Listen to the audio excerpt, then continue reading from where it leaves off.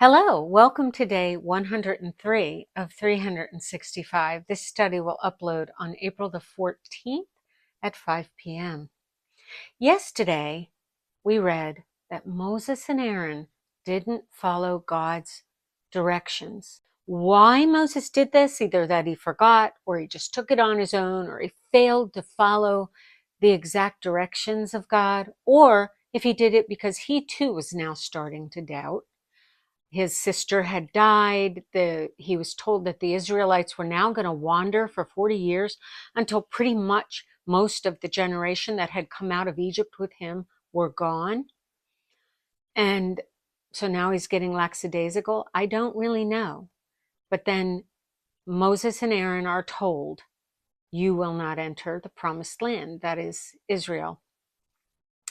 We know, however, that Moses goes to heaven because in the New Testament, while Jesus is walking the earth before the crucifixion, Moses appears with Jesus on the transfiguration on the mount. So I'm going to assume that Aaron as well went to be in the presence of the Lord, and they too were awaiting the crucifixion of Jesus to cover all sins. So we learned that we must be patient with God. We must try to follow his law to the letter as best we can. As Christians, we are free from many of the 613 laws, although the 10 Commandments stand. And we must love God with our whole heart and love our neighbor, as Jesus told us. So today, let's open up to Numbers chapter 21. And we're going to read chapter 21 and 22. And chapter 22, by the way, is one of those chapters that unbelievers like to hold up as the Bible says this. And you really believe it? So let's get there and I'll explain what I mean.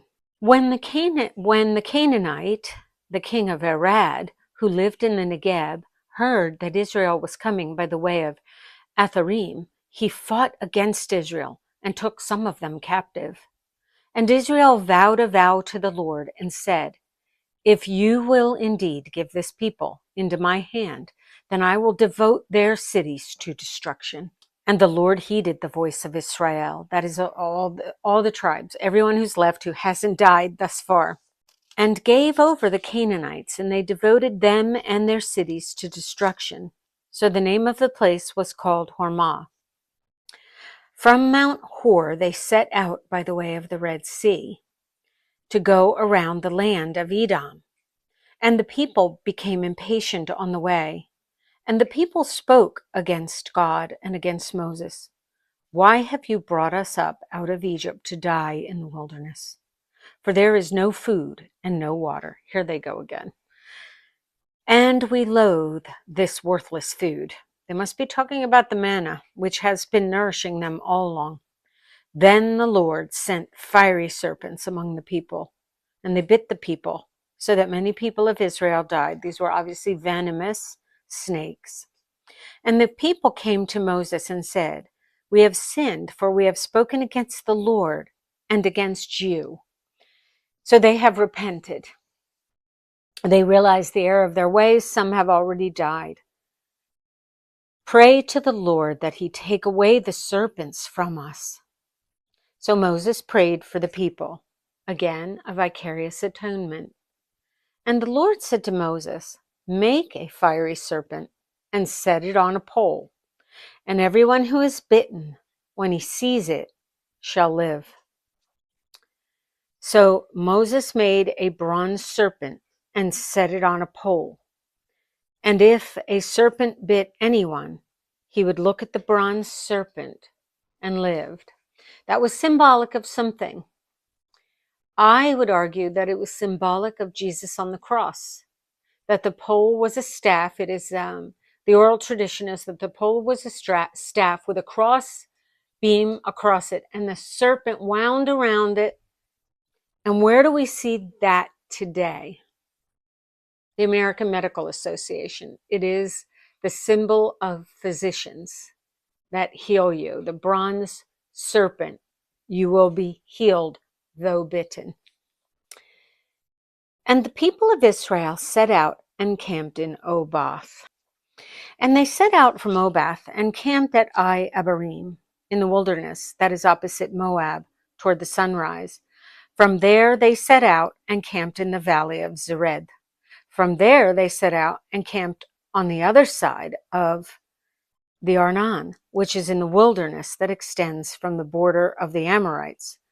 For the Arnon is the border of Moab, between Moab and the Amorites.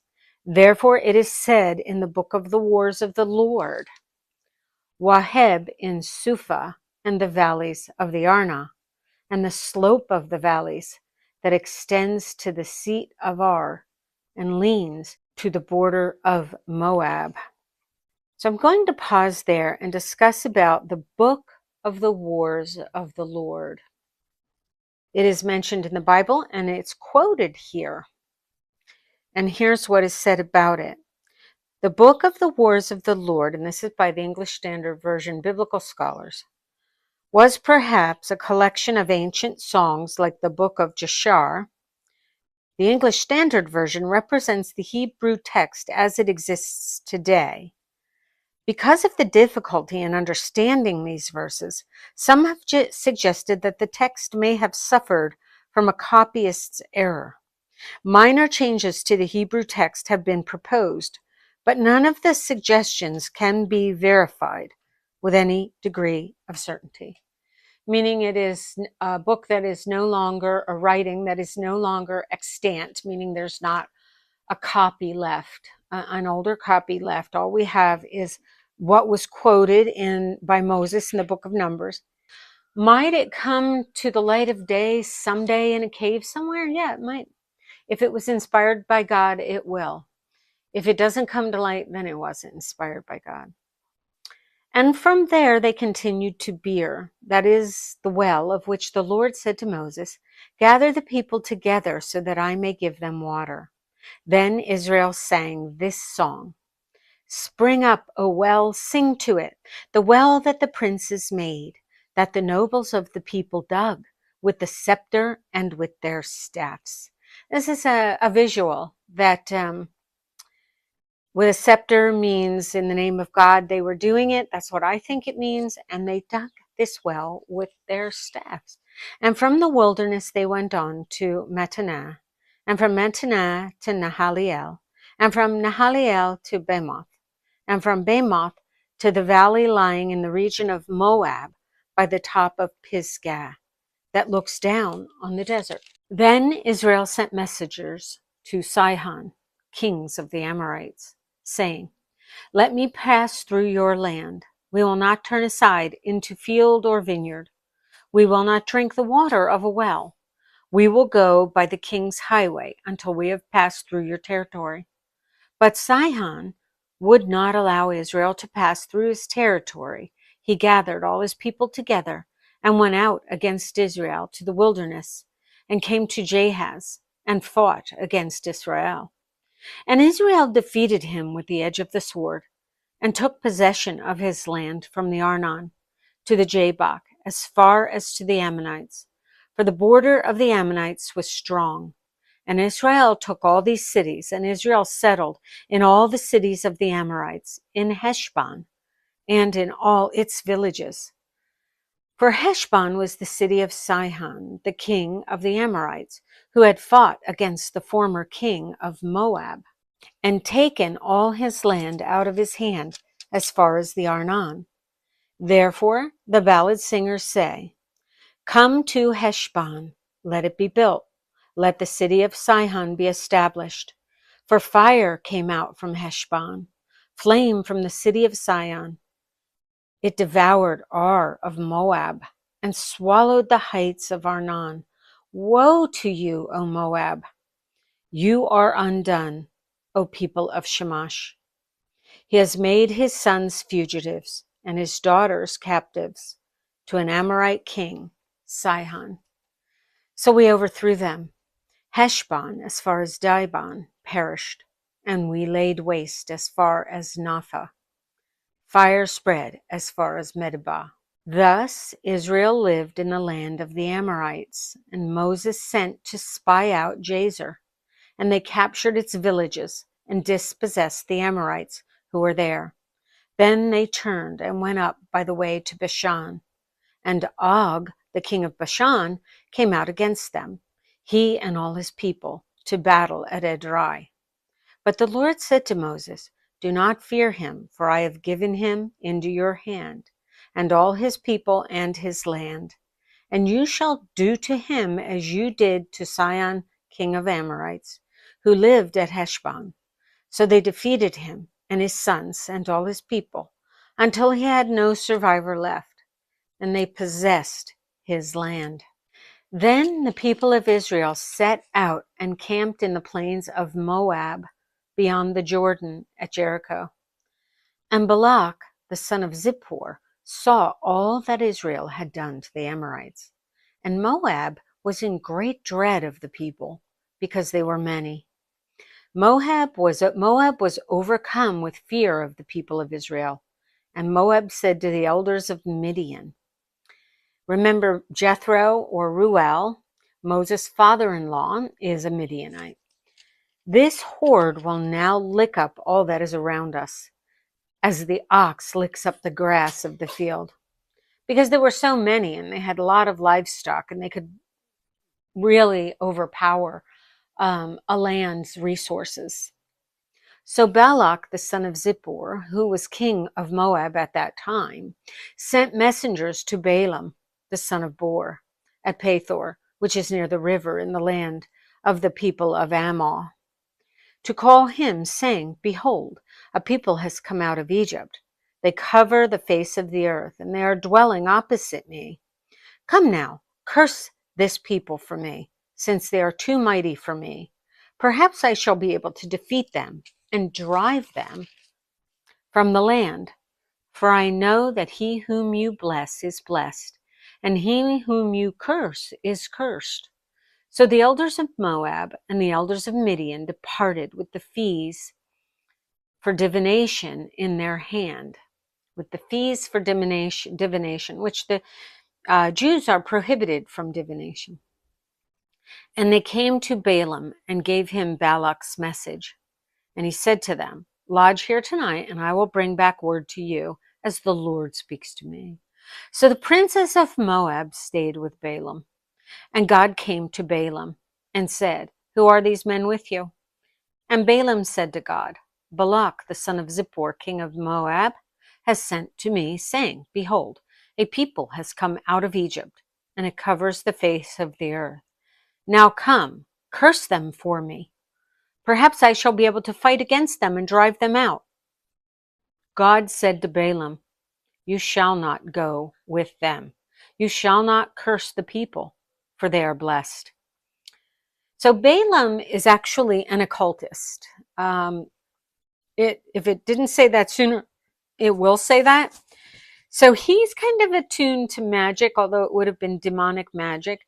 And if God is speaking to him, Balaam would have recognized the entity as God, because it wasn't a familiar spirit to him. And God's telling him, those people are blessed. Those people that you're worried about, they're mine. So Balaam rose in the morning and said to the princes of Balak, "Go to your own land, for the Lord has refused to let me go with you." So the princes of Moab rose and went to Balak and said, "Balaam refuses to come with us." Once again, Balak sent princes, more in number and more honorable than these. And they came to Balaam and said to him, "Thus says Balak the son of Zippor, let nothing hinder you from coming to me, for I will surely do you great honor. And whatever you say to me, I will do. Come, curse this people for me." But Balaam answered and said to the servants of Balak, "Though Balak were to give me his house full of silver and gold, I could not go beyond the command of the Lord my God to do less or more. So you too, please stay here tonight, that I may know that more the Lord will say to me, what more the Lord will say to me." And God came to Balaam at night and said to him, "If the men have come to you, rise, go with them, but only do what I tell you." So Balaam rose in the morning and saddled his donkey and went with the princes of Moab. But God's anger was kindled because he went. And the angel of the Lord is an interesting term. It doesn't say it's Gabriel. It doesn't say it's Michael. It doesn't say it's any of the angels that we have heard of by name.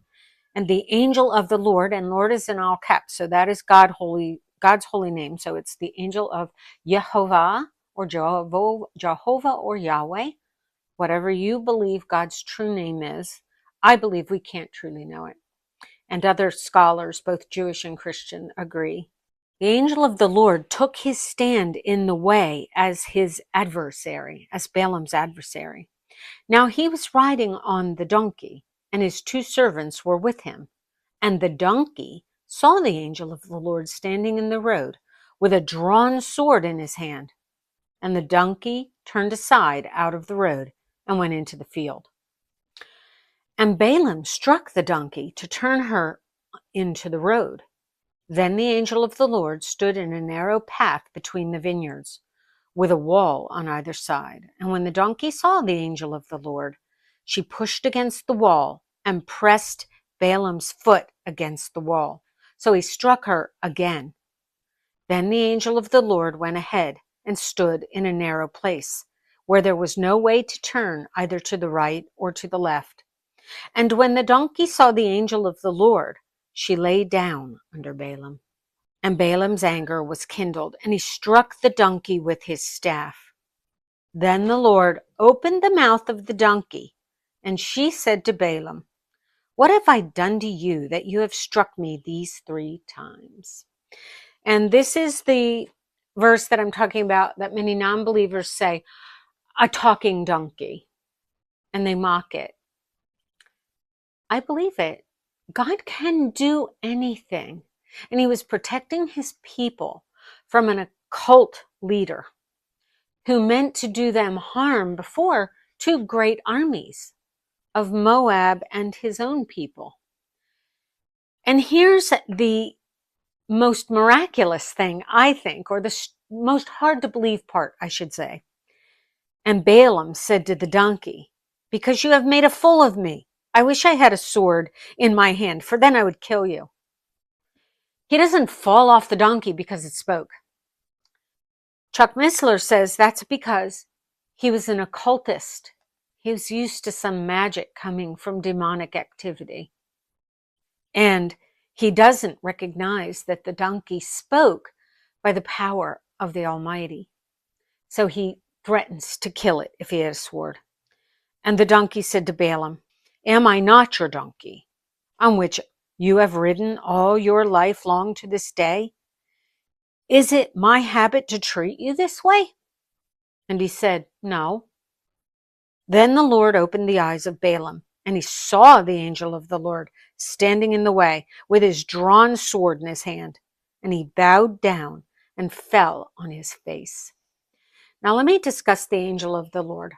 There are many Christians who believe, not Jews who do not believe that Jesus is Messiah, but Christians who believe Jesus is Messiah, believe that this is a pre-appearance of Jesus, a theophany, it's called. I believe that's quite possible. And the angel of the Lord said to him, "Why have you struck your donkey these 3 times? Behold, I have come out to oppose you because your way is perverse before me. The donkey saw me and turned aside before me these 3 times. If she had not turned aside from me, surely just now I would have killed you and let her live." I bet you he will not tell that donkey what to do anymore.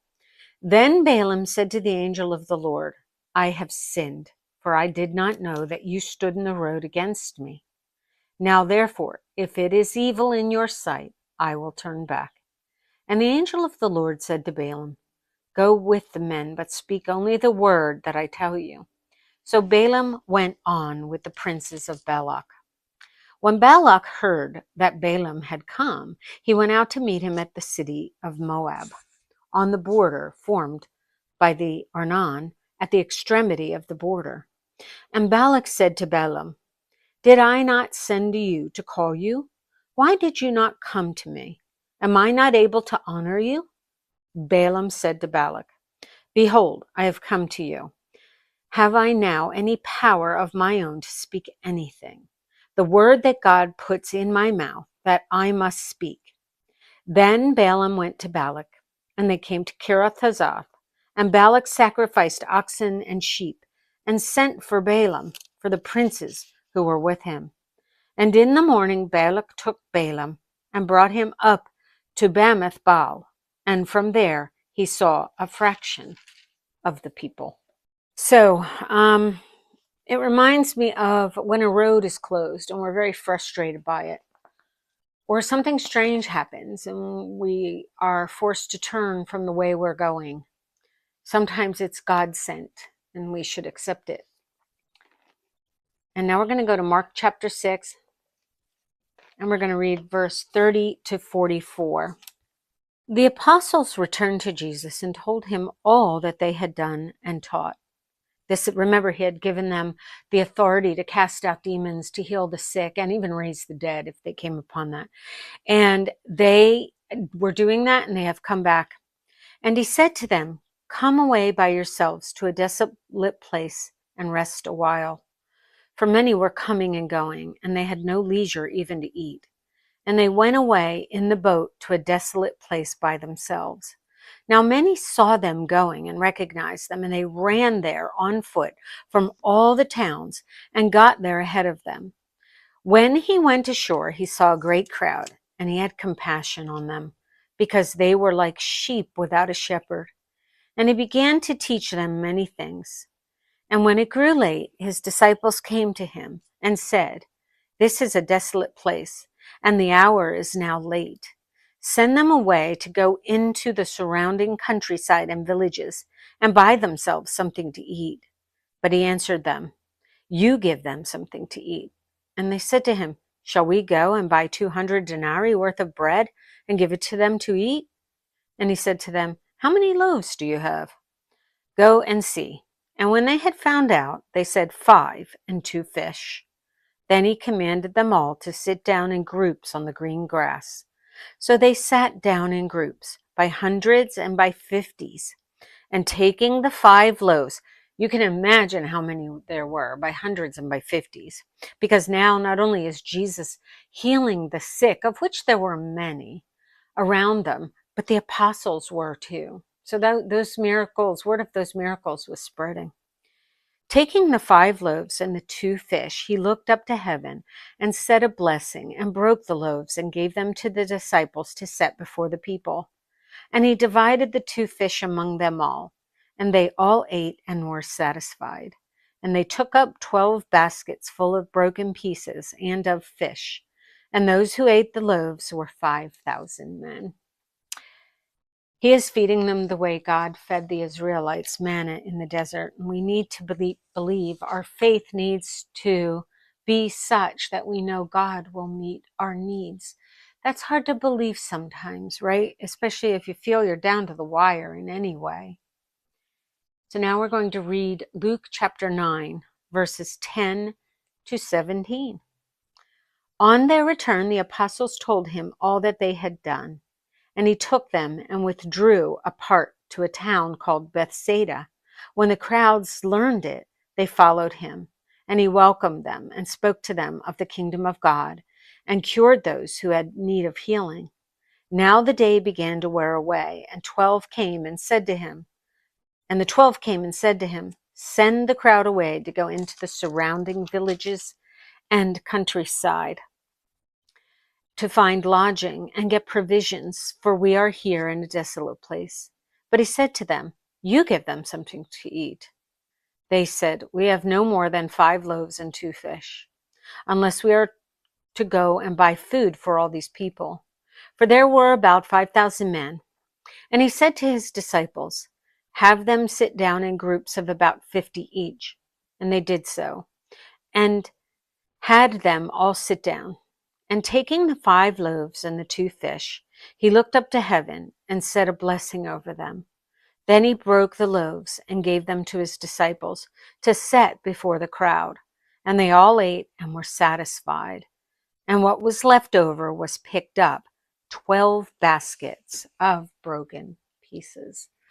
So he not only fed them till they were full, there were leftovers. Thank you for reading scripture with me today. God willing, I'll be back tomorrow.